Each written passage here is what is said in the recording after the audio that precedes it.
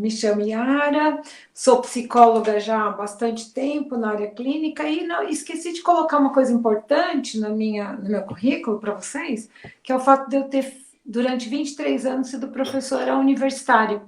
Então, durante 23 anos eu fui professora e estar aqui com vocês nesse momento, né, de aprendizagem mútua é muito bacana, é uma coisa que me faz muito bem, eu curto muito isso, né, dividir com vocês um pouco daquilo que eu sei, das minhas experiências e ouvir também, né, o que acontece com vocês, as dúvidas que vocês têm, para a gente poder partilhar conhecimentos. Então é muito bacana estar aqui, é um prazer estar com vocês, eu espero que eu possa contribuir aí para a nossa manhã. Obrigada, Yara. Obrigada a você pelo convite, Fernanda. Obrigada. Agora vamos abrir para a Bárbara. Olá, bom dia. Queria agradecer a todos. Meu nome é Bárbara, eu sou psicóloga há 23 anos, atuo na área clínica, na área de luto, na área de dependência, com transtornos alimentares, né? E tenho trabalhado bastante com suicídio. E vou falar um pouquinho sobre essa experiência do sofrer, né? Sobre esse sofrimento temporário, né? Que de repente a pessoa comete esse ato definitivo, que é acabar com a vida. Principalmente no momento que nós estamos passando dessa pandemia, né? Que todo mundo passou por mudanças psíquicas, econômicas. Então, vou falar um pouquinho para vocês e agradecer o convite da Fernanda. Obrigada, Bárbara. Bom, pessoal, eu não vou ficar aqui dando, não é uma palestra, tá? Tá escrito palestra, mas é um tema para a gente fazer um debate, tá? Eu não gosto de ser maçante, de falar, mesmo porque eu não sou médica, não sou psiquiatra, né? E nem psicóloga. Então, assim, o que me levou a divulgar esse Setembro Amarelo? Eu fui em alguns eventos e mexeu muito comigo com os dados do nosso Brasil. E aí eu trouxe isso como endomarketing para os nossos colaboradores. Então, todos os anos eu venho falando desse tema para eles e para se cuidar cada vez mais. Então, assim, 40 milhões de pessoas no mundo são afetadas por doença de transtornos mentais, né? A faixa etária de suicídio é a quarta entre os jovens. Eu fiquei, assim, horrorizada de ver isso, né? Depois do acidente de trânsito, tuberculose e a violência interpessoal. O número de óbitos, mais de 800 mil pessoas morreram por suicídio que morrem, né, por suicídio todos os anos. Fiquei muito chocada. E 79% do suicídio no mundo ocorre em países de baixa renda média, né? Então, é alarmante os dados. E a diminuição de leitos, isso daí eu fui pesquisar e comecei a ver, será que o SUS tem aí o leito, né, para essas pessoas ficarem internadas e tudo mais? O número de leitos pelo SUS vem diminuindo, né? Diminuiu 40% em 11 anos. Então, assim, tudo isso está ligado até 90%, os transtornos mentais está ligado a 90% em relação ao suicídio. Então, assim, é muito triste, né, esses dados. Eu não tinha parado para pensar. E aí a gente vem falando saúde mental. Tem vários assuntos para falar. A gente poderia ficar falando aqui o dia todo, né? Mas nós procuramos levantar só os mais importantes, que é o que a gente tem visto mais dentro das empresas, tá? Então, de acordo com a OMS, o Brasil, isso eu não sabia até estudar a respeito, é o país considerado o país mais ansioso do mundo, gente. Então, assim, como que a gente vê as causas, né, de ansiedade? Como que a gente identifica preocupação excessiva pelo futuro, perfeccionismo, ser compulsiva, não só na alimentação, nas decisões, nas compras, né? Desmotivação de concentração, insegurança, autoconfiança e problema para dormir. Então, assim, eu acho que, assim, problema para dormir, tem muita gente aí que não consegue dormir. Pode estar ligado à ansiedade. Então, é uma coisa que eu gosto de divulgar.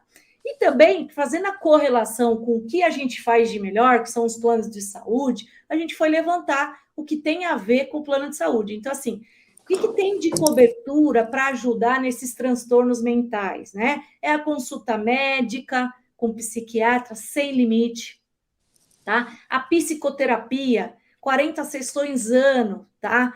Por que a Agência Nacional limita? Porque de acordo com o CID da pessoa, isso pode se estender. Então, muitas vezes a pessoa tem um transtorno mais leve, ou ele tem um transtorno mais agudo, né? E aí aumenta essa cobertura. Outra coisa importante, existem alguns produtos que têm a livre escolha de médicos e psicólogos. Então, você pode pagar e pedir reembolso daquele plano que você tem aí aberto para escolher, né? Que você tem os limites de reembolso lá de acordo. Então, você usa o psicólogo ou o médico, paga e solicita reembolso de acordo com o seu produto, que você tem uma limitação neste valor, tá? Outra coisa importante também, que os planos de saúde já cobrem internações psiquiátricas. Até uns 5 anos atrás, eram 15 dias só. Hoje está liberado 30 dias internados pelo plano. Após esse período, o segurado ele tem direito, mas como que funciona? 50% dessa internação fica para a empresa e 50% fica para o colaborador. Existe uma coparticipação. Então, o plano de saúde vai e cobra isso do plano de saúde. Antigamente era acessada essa cobertura, teria que sair da internação. Hoje não, dá opção, se uma RH tem um colaborador internado por conta disso, o RH e a empresa têm condição de estender essa estadia lá no hospital até que ele possa ficar pronto aí para as atividades normais e melhorar dessa patologia, né, terrível. Então é isso. E aí, com a ansiedade hoje, a gente abriu aqui um quiz. Tem alguém que quer fazer uma pergunta sobre ansiedade para Iara, para Bárbara? Porque é um tema muito importante, né? Então, a gente quer abrir aí para perguntas. Alguém tem alguma pergunta ou para mim, ou para a Bárbara, ou para a Iara? Qual seria o tratamento para a ansiedade? Posso falar? Bem, a ansiedade, todos nós temos ansiedade. É importante diferenciar a ansiedade normal da ansiedade patológica. Né? A ansiedade, eu falo que quando o copo transborda, né? Já passou do tempo de procurar terapia, exercício físico e um psiquiatra. Né? A gente precisa desconstruir essa ideia da medicação como algo que vicia, né, que faz mal. A medicação, quando é usada para o paciente que está nessa ansiedade disfuncional, que tem crise de ansiedade, ele tem uma outra qualidade de vida. Então, o tratamento é terapia, medicamento, psiquiatra quando é necessário, exercício físico, alimentação, né? Meditação, lá no HC a equipe usa meditação, alimentação, né? Tem uma parte da psiquiatria que está usando, o Dr. Taki Cordaz usa a alimentação, então assim, estão se mudando muito, estão se olhando hoje para o ansioso, né, Yara? Acho que a gente pode falar juntas, né? Porque o ansioso, a gente sabe que a indústria farmacêutica é milionária e a ansiedade não dava lucros. O ansioso é o último de sentar na clínica comigo. Eu falo que é o que mais sofre, porque como que a gente caracteriza a pessoa ansiosa? É uma preocupação constante. O ansioso não para, a cabeça dele, eu falo que é uma máquina. Né? E ele pensa sempre no futuro, pensamentos negativos, né? Uma aflição constante. Né? Ele imagina o pior cenário. O pior cenário é com ele. Minhas pacientes vão lá na balada, né? O meu filho vai lá na balada. Então, assim, a menina não vai ficar, ela não vai. E de repente ela vai e está lá. Mas eles pensam que nada vai dar certo. Então, você imagina a descarga no corpo, as alterações hormonais. E é o tempo todo. Sabe a panela de pressão? Eu tenho uma panela de pressão velha em casa, que minha mãe me deu. Então, o ansioso está assim o tempo todo. E você falou uma coisa, né, Bárbara, super interessante, que é, muitas vezes, esse paciente ansioso, ele não tem a autopercepção de que aquilo não é bom. Sim. Então, eu tenho certeza que chega para você, como chega para mim no consultório, pacientes que nem imaginavam o sofrimento que eles acham que aquele é o jeito de viver, né? Então, ele começa a relatar coisas para você e você diz para ele, mas há quanto tempo você experimenta isso? Há quanto tempo você pensa a vida dessa forma? Ele diz, eu sempre pensei assim. E é como se ele imaginasse que aquela é a única forma de viver. Né? Então, assim, eu preciso me preocupar, porque me preocupando as coisas vão dar certo. E é um sofrimento que ele não precisaria conviver. Né? Então, desmistificar essa ideia da ansiedade como algo que, olha, beleza, você tem que ser ansioso mesmo, porque sem ansiedade você não vai ter nada na tua vida, como se a ansiedade fosse uma motivação do viver, né?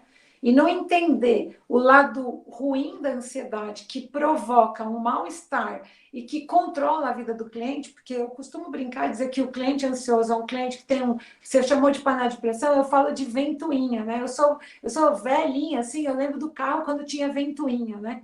E um carro com ventoinha, o que ele fazia? Quando esquentava, né? Ele ligava uma ventoinha para refrigerar. E aí eu brinco com os pacientes ansiosos, que são pacientes que têm a ventoinha que não desliga nunca, né? Eles estão sempre com aquilo pensando, pensando, pensando, pensando. E o sofrimento emocional do pensar em excessivamente, ele é muito grande, né? A ponto de quando um paciente começa a psicoterapia, muitas vezes precisa realmente da medicação, ele relatar para mim assim, não sabia que dava para viver desse jeito. Eu não sabia que era possível viver desse jeito sem essa ventoinha quebrada na minha cabeça, produzindo pensamento disfuncional. Porque essa é a verdade, né, gente? Sim. Um paciente ansioso não pensa em coisa boa, né? E você falou uma coisa, né, Bárbara, super interessante, que é, muitas vezes, esse paciente ansioso, ele não tem a autopercepção de que aquilo não é bom. Sim. Então, eu tenho certeza que chega para você, como chega para mim no consultório, pacientes que nem imaginavam o sofrimento que eles acham que aquele é o jeito de viver, né? Então, ele começa a relatar coisas para você e você diz para ele, mas há quanto tempo você experimenta isso? Há quanto tempo você pensa a vida dessa forma? Ele diz, eu sempre pensei assim. E é como se ele imaginasse que aquela é a única forma de viver. Né? Então, assim, eu preciso me preocupar, porque me preocupando as coisas vão dar certo. E é um sofrimento que ele não precisaria conviver. Né? Então, desmistificar essa ideia da ansiedade como algo que, olha, beleza, você tem que ser ansioso mesmo, porque sem ansiedade você não vai ter nada na tua vida, como se a ansiedade fosse uma motivação do viver, né? E não entender o lado ruim da ansiedade, que provoca um mal-estar e que controla a vida do cliente, porque eu costumo brincar e dizer que o cliente ansioso é um cliente que tem você chamou de panela de pressão, eu falo de ventoinha, né? Eu sou velhinha, assim, eu lembro do carro quando tinha ventoinha, né? E um carro com ventoinha, o que ele fazia? Quando esquentava, né? Ele ligava uma ventoinha para refrigerar. E aí eu brinco com os pacientes ansiosos, que são pacientes que têm a ventoinha que não desliga nunca, né? Eles estão sempre com aquilo pensando, pensando, pensando, pensando. E o sofrimento emocional do pensar em excessivamente, ele é muito grande, né? A ponto de quando um paciente começa a psicoterapia, muitas vezes precisa realmente da medicação, ele relatar para mim assim, não sabia que dava para viver desse jeito. Eu não sabia que era possível viver desse jeito sem essa ventoinha quebrada na minha cabeça, produzindo pensamento disfuncional. Porque essa é a verdade, né, gente? Sim. Um paciente ansioso não pensa em coisa boa, né? Sim. Agora eu tenho uma dúvida. Pois não. Yara, assim, desculpa, mas Pode eu queria saber o seguinte: como que a gente identifica no trabalho, na família, o ansioso? Né? Porque muitas vezes a família está lá no dia a dia, acho que é normal, que a pessoa é agitada, tudo mais, ou no trabalho, né? E eu queria saber, Yara e Bárbara, o comentário de vocês com relação a isso. No trabalho, como que a gente identifica o ansioso? E na família, né? O que a gente pode fazer? Não sei se tem algum exercício, alguma coisa que a gente possa fazer antes. Fala um pouquinho disso para mim. Bárbara, eu começo? Oi, vou falar um pouquinho. Então, assim, na família, por exemplo, né? Aquela criança que tem medos frequentes, tem medo de dormir à noite, tem medo de ir na casa do coleguinha e dormir, na noite do pijama. São medos irracionais. Né? Já passou da fase. Né? Outra coisa, tensão muscular. O ansioso, ele tensiona. Né? Problemas psicossomáticos, problema no estômago, a síndrome de intestino irritável. Né? Sintoma de remédio não é emocional. Quando a ansiedade estabiliza, para.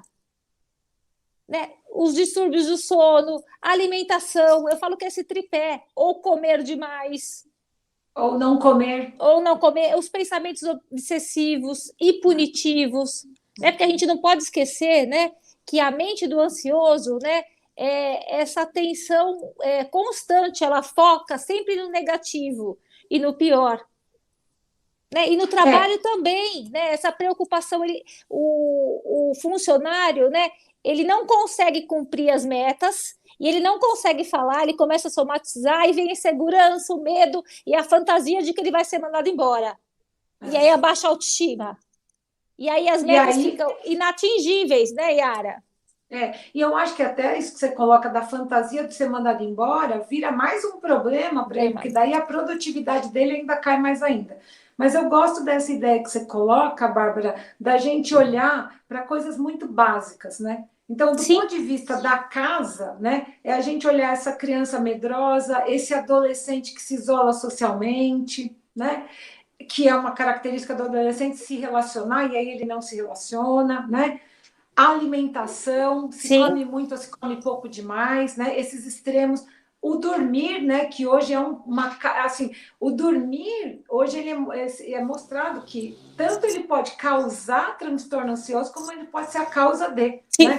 Então, uma pessoa que se priva de sono pode desenvolver determinados transtornos e o próprio transtorno pode ser a causa da insônia, né? Então, acho que a gente olhar para essas coisas às vezes que são tão que eu brinco com os clientes, né? Às vezes o cliente vem para o consultório para a gente falar de coisas muito complexas. E aí a gente leva o cliente a perceber que o dia a dia dele, a rotina dele já estava mostrando para ele que tem coisinhas que ele poderia ter dado atenção e que ele não deu, né? Para sacar e para se localizar num processo ansioso fora do padrão, né? De normalidade. Agora eu tenho uma pergunta aqui, ó. A Júlia França, a Júlia do nosso time também, pessoal. Bom dia, tá me ouvindo? Sim, pode falar. Como podemos ajudar, então, uma pessoa ansiosa? Tá. Bom, tem várias formas da gente ajudar, né? Eu acho que a primeira delas, né, se eu identifico uma pessoa ansiosa, né? Se eu começo a perceber isso que a gente acabou de falar para vocês, né? De alguns dados reais que começam a acontecer, eu acho que a primeira coisa é a gente olhar para essa pessoa e chamar essa pessoa para uma conversa para a gente tentar mostrar que tem alguma coisa que não vai bem, né? Então, uma pessoa que compra demais, uma pessoa que bebe demais, uma pessoa, né? Todos os overs que a gente puder imaginar aí, talvez sejam indícios de uma ansiedade exagerada. Então, acho que a primeira coisa é essa, e inclusive ajudar essa pessoa a buscar ajuda, né? Porque eu acho que a ajuda é fundamental, né? Eu acho que tem mais uma pergunta aí, Sandra. Quer perguntar? Ou Guilherme, quem fala primeiro? Pode ser eu. Bom dia, tudo bem, doutoras? Bom dia.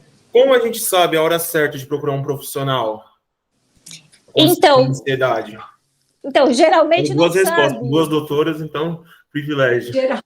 Geralmente não sabe, né, Yara? Eu falo que quem vem pelo amor é só psicólogo. O paciente só vem pela dor. É isso aí. Então, assim, vai ter que somatizar, vai ter que ter alguma doença física para vir para a terapia, porque o preconceito ainda existe, né? Um preconceito velado, a desinformação com relação aos reembolsos, acham que terapia é coisa de rico, de madame, que é fútil, né? E, na verdade, é um autoataque para não se cuidar. Na verdade, tem muita coisa por trás. Né? E outra coisa que eu queria falar, né? Como ajudar uma pessoa ansiosa, eu acho que, assim, acolher, mostrar esse sofrimento, que ela menos precisa de julgamento, porque ela se julga o tempo todo. O ansioso se julga o tempo todo. Então, assim, mostrar que nem a Yara falou, né? Mostrar esse funcionamento disfuncional. Então, assim, não é normal a pessoa não dormir, né? Porque ela vai apresentar um trabalho, fazer uma prova, sair numa balada, ou ficar roendo as unhas até sair sangue, né? Assim, se automutilar de alguma maneira. assim, hoje, quando a gente pensa assim, ó, como é que se encaminha uma pessoa, o que a Bárbara comentou é que muitas vezes a pessoa somatiza, então o corpo dela, na verdade, dá o alerta, né? Ela vai adiando a busca de ajuda, ela vai adiando, ela diz, não, hoje eu não dormi bem, mas amanhã eu vou dormir, hoje eu comi demais, mas amanhã eu vou... Então, assim, o que acontece muitas vezes é que o corpo bate na porta, né? Eu brinco com o cliente que ele só vem para buscar ajuda quando o corpo bate e diz, vou parar, né? E o que tem sido interessante nos últimos anos, porque há anos atrás, um paciente com um transtorno ansioso, ele ia a um pronto-socorro e a primeira coisa que o médico fazia era mandar ele procurar um cardiologista, um endocrinologista e todas as especialidades que vocês possam imaginar. O que a gente vê hoje, e aí ele fazia tudo isso, via que ele não tinha nada, e daí ele chegava no psicólogo. O que a gente vê hoje é um preparo muito maior deste médico plantonista nos pronto atendimentos, né? Então a gente vê que o pronto atendimento ele já observa tudo aquilo, vê que a pressão do cara tá normal, vê, nananana, aí ele diz assim, eu acho melhor você procurar um psicólogo. Eu tenho recebido vários clientes que passaram por um pronto atendimento e o médico sacou, né? O plantonista ele sacou e pediu para o cara procurar um psicólogo, e eu acho isso muito bacana também, né? Porque essa pessoa fica rodando, ela vai no cardiologista, mas ela não tem um problema cardiológico, ela tem taquicardia, porque o excesso de adrenalina que ela vive nos processos ansiosos altera mesmo a parte cardíaca. Ela tem uma hiperventilação, mas ela também está com problema cardíaco, né? Ela tem sudorese, mas ela também tem um problema endocrinológico, até podem ter causas hormonais que causam processos ansiosos, mas não é, a princípio, na grande maioria das vezes, é um problema psicológico, né? De questões afetivas. Ouvindo o que vocês duas falaram, até vou complementar. A gente tem um problema muito sério no país, né?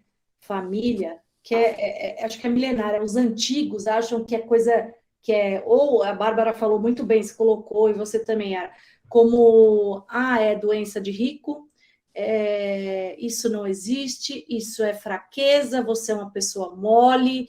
Eu vou na igreja que passa. Você não precisa reza que passa, aí, que eu mais escuto. As pessoas acham que não tem acesso porque o plano de saúde não cobre, ou porque não consegue uma consulta que é muito difícil, ou porque não consegue o reembolso porque a sessão é muito cara. Gente, eu vou dizer uma coisa para vocês, a minha família, meu pai, minha mãe, assim, se eu vou falar para eles, precisa de um psiquiatra ou um psicólogo, gente, parece que você está louco, assim, sim, sabe? Então, isso é na cultura das pessoas. Então, o que a gente tem que desmistificar é que, assim, tem pessoas que estudam muito para isso. Os médicos estão... Eu vou falar de um tema aqui, que é a doença do futuro. Sim. Os RH já estão se preparando, né, para essa prevenção, porque é a doença do século, tá? Então, assim, tem sim que buscar ajuda, dá cobertura sim no plano de saúde, pode ser que o reembolso da sessão, porque acontece o seguinte nos planos de saúde. Eu tenho um reembolso, por exemplo, de R$300 de médico, CRM, tá? E aí, no CRN, o CRP de vocês, então o CRM, eu digo de nutrição, porque a gente também tem muito, menor a consulta. Eu acho isso uma discrepância, eu acho isso injusto, mas infelizmente existe essa tabela. Como tem para fisioterapeuta, como tem para psicólogo, então a tabela é menor. Então, se o seu reembolso lá é 300, a consulta da psicóloga, você tem um reembolso de 100, aí você negocia com a sua terapeuta, né? Olha, o meu reembolso é tal, vamos negociar. Existe a possibilidade, gente. Vai atrás, tá? Quando eu não tinha condição, o município da minha cidade disponibilizava isso para a gente. Então, assim, muitas vezes meu filho tinha um problema na escola, o problema não era ele, era eu, entendeu? Então, assim, vamos procurar ajuda, isso é muito importante. Eu vou dar sequência aqui na apresentação. Fernanda, tem só uma coisinha que eu queria colocar, posso? Eu acho assim, você falou uma coisa extremamente interessante, que é a questão do preconceito que existe em torno de qualquer tipo de transtorno mental. E eu acho que a experiência clínica me mostra que a dor do ser humano, ela é uma dor única. Ela não pode ser dimensionada, ela não pode ser avaliada, ela é dor. Então, assim, isso que às vezes as pessoas dizem, você não tem nada, vai lavar um tanque de roupa, você está desocupada, você precisaria se ocupar mais a cabeça. Então, assim, a gente precisa desmistificar essa ideia de que a dor, algumas pessoas podem ter dor e outras não, porque senão a gente vai dizer assim, mas você tem tudo, como é que você está em depressão? Você não, né? Você tem dinheiro sobrando na conta, por que você está em depressão? E a gente precisa parar com isso, né? Porque ainda mais num mês como a gente está assim, falando, né, de uma maneira mais direta sobre o suicídio, tem muito a ver com isso, né? A dor humana é dor e ela é única. E dinheiro não é questão, e dinheiro não representa felicidade, né? E esse respeito pela dor do ser humano é algo que eu tenho certeza que eu e a Bárbara, a gente trata isso de forma extremamente cuidadosa, né? E que eu acho que é uma coisa que nós precisamos aprender, inclusive, a multiplicar um pouco isso, porque a dor do ser humano é a dor. Ela não tem dor maior, dor menor, dor que é possível e dor que não é possível. É impossível aquela pessoa ser triste. Como é que ela pode ser triste se ela tem tudo? Isso não existe, né? Acho que é importante a gente colocar isso. Muito importante. Agora a gente vai falar um pouquinho da depressão e, consequentemente, dos dados que eu vou passar para vocês, para todo mundo aí, que claro que vocês já conhecem, né? As doutoras aí presentes. A depressão é a principal causa de capacidade em todo mundo, né? Então, essa daí é global em todas, no sistema de doença aí é global, todo mundo reclamando. Então, assim, os homens são mais afetados que mulheres. Eu não sabia disso, né? No pior dos casos, a depressão pode levar a suicídio, sim. E vai ter tratamento para tudo, gente, já falamos aqui, né? Vamos tirar esse mito, esse preconceito que não tem tratamento. Tem, sim. E, assim, isso eu fiquei alarmada. O Brasil é o 5º país mais depressivo do mundo e o 2º da América Latina. 5,7% da população sofre depressão. Fiquei preocupada com esse tema. E doença do século é a depressão, gente. Essa do século XXI é a depressão, né?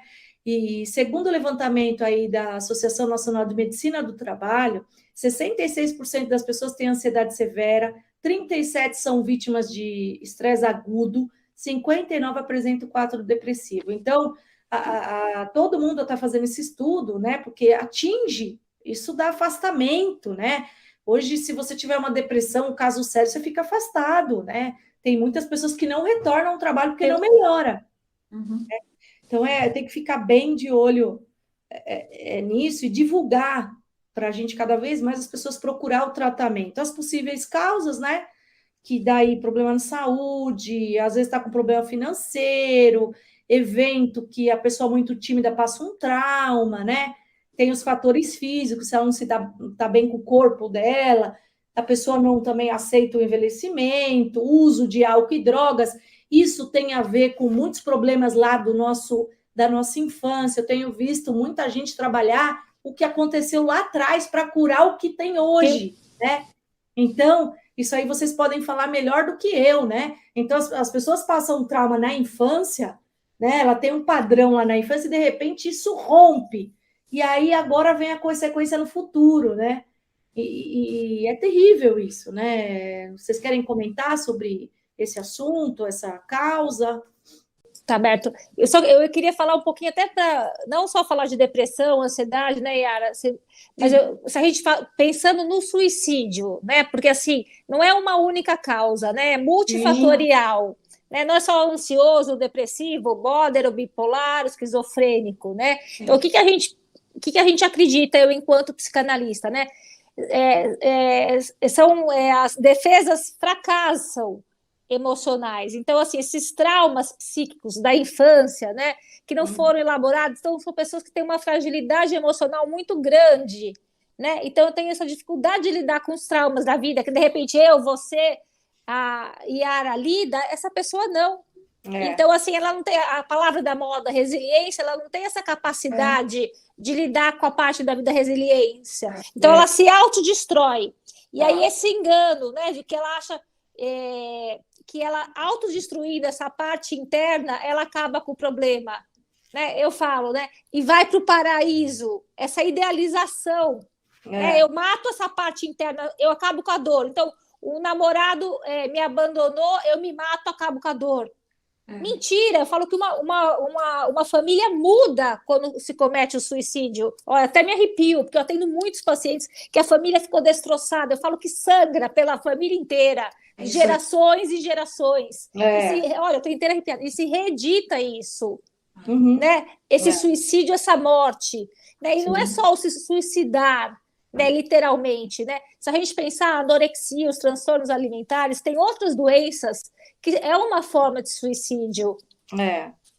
Até porque, né, Bárbara, uma pessoa doente na família, toda a família vive a doença, né? Sim, sim. Então, é uma questão que afeta a família toda, né? Não é uma coisa... Muita coisa aqui, ó, por exemplo, causas, sinais, né? Pensamentos Então, ruins. Todo dia uma pessoa tem um pensamento positivo ou negativo. Será sim, que o negativo dela está maior que o positivo? A gente tem que se observar, né? Sim. A falta de interesse, prazer nas coisas. Eu não comemoro datas, eu não tenho prazer na vida. Isso é muito ruim, né? Dormir, que já foi falado, concentrar, pensamento suicida. Isso é muito ruim. Tem uma Isso- questão importante aí, Fernanda, que você colocou e que talvez a gente precise trabalhar muito, que é essa ideia, é uma idealização, né? sim. De que tudo tem que ser muito bom e tudo tem que dar sempre muito certo e a gente tem que estar vivendo sempre muito na felicidade, e que não é uma questão real, né? E não aguenta a frustração, né? A própria mídia, as mídias sociais, tudo isso, elas acabam alimentando muito Sim. esse pensamento da felicidade eterna, né? Então, mesmo as redes sociais, eu não gosto muito de ficar postando, né? Porque eu falo que é uma grande mentira, Mentira. né? Quando você está bem, né? E, na verdade, né, Fernanda, existe uma questão aí que é, quando a gente pensa na depressão, a gente pensa em questões multifatoriais, né? Desde coisas genéticas, porque a gente sabe e a literatura mostra que muitos transtornos mentais, e principalmente a ansiedade e depressão, tem a ver com genética, né? Então, você tem fatores genéticos que podem predispor o transtorno de ansiedade e de depressão. Mas você também isso eu queria até perguntar para vocês. Por exemplo, se a família, o pai tem, a mãe tem, grandes chances dos filhos terem, é isso? Então, na verdade, Pode Fernanda, na verdade, o que acontece é o seguinte: existe sim um fator genético que pode ser, mas o ambiente também pode contribuir para você desenvolver ou não, né? É mais ou menos como se a gente pensasse numa doença, vamos pensar um diabetes, né? Eu posso ter fatores genéticos para desenvolver diabetes, mas eu posso ter uma vida regular, alimentar, que não desenvolva o diabetes. Ou eu posso ter uma vida super irregular, em que o diabetes vai aparecer, né? Entendi.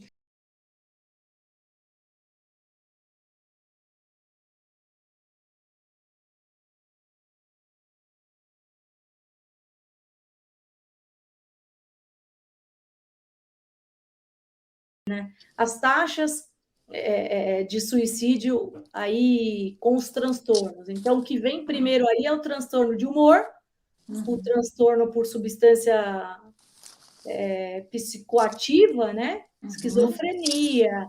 Então, aí tem tudo, aí todos os tipos de transtornos. Aí eu acho que é vocês que podem até falar melhor aí. Eu não sabia desses dados e... Na verdade, em termos mundiais, Fernanda, tem um dado que é mais assustador ainda, que é a cada 3 minutos uma pessoa tenta o suicídio. Nossa. A cada 3 minutos, em termos mundiais, né? Que triste. Bem triste. E a gente precisa falar também, né, Fernanda? Deixa eu estar sobre o abuso sexual. Vou puxar a sardinha para o meu lado, porque eu estou escrevendo um livro com o Dr. Taki Cordaz sobre o abuso sexual e as consequências emocionais. O abuso sexual também leva não só ao suicídio, os transtornos alimentares, a depressão, né, que é algo, às vezes, muito intrafamiliar, que também é velado. Sim. Entendi. Então, tem vários abusos. Aí, a gente falando aqui de um pouquinho de suicídio, eu tenho um dado para passar para todas as empresas aí que estão online, tá? Que é importante, tá? há uns 10 anos atrás não tinha cobertura de suicídio, gente, no seguro de vida, tá? Hoje o seguro de vida é um dos seguros obrigatórios pela norma sindical, tá? Se ele não tem a cobertura completa de morte natural, morte acidental, invalidez por acidente, invalidez por doença, ele pede pelo menos uma indenização de tantos salários na falta daquele colaborador. Então, a gente foi pesquisar. E o suicídio, ele tem aí tem cobertura, tá? Segundo o CVV, suicídio diariamente é uma morte a cada 45 minutos. Eu não sabia disso. E No aí Brasil. o seguro de vida vem a informação que eu falei para vocês, ó. De acordo com o artigo 798, o beneficiário não tinha, antigamente ele não tinha direito ao seguro de vida. E agora, peraí que saiu da tela. E agora tem, pessoal. Então, peraí, saiu de novo. E ele tem, tá? O suicida tem. Então, como que eu tenho cobertura no meu seguro de vida? Você faz o seguro hoje. Depois de 2 anos, tem uma carência, tá? De 2 anos. Então, a família vai poder utilizar depois de 2 anos. Se vir a acontecer alguma coisa, Deus o livre guarde antes, não tem cobertura. Mas depois de 2 anos, com a vigência daquele seguro, tem cobertura, tá? E alguns pontos que eu acho importante para a gente comentar aqui. Quando se trata aí de um suicídio, uma morte, né? Se você tiver um seguro, você levanta, chama a assistência funeral e a assistência funeral fornece uma assistência psicológica. Então, gente, quem tem plano de saúde, quem tem esse problema aí terrível, pode procurar ajuda, porque muitas vezes, olha, vocês precisam de ajuda psicológica, isso acontece até numa morte normal dentro do hospital. Os planos de saúde dão essa assistência, tá? Através da equipe dos hospitalares, numa morte, tá? Então, o seguro de saúde tem essa cobertura de ajuda psicológica, o seguro de vida tem esse apoio também numa assistência funeral quando se aciona, eles perguntam se a família tem, então sempre dá uma pesquisada e procura essa ajuda porque tem, tá, pessoal?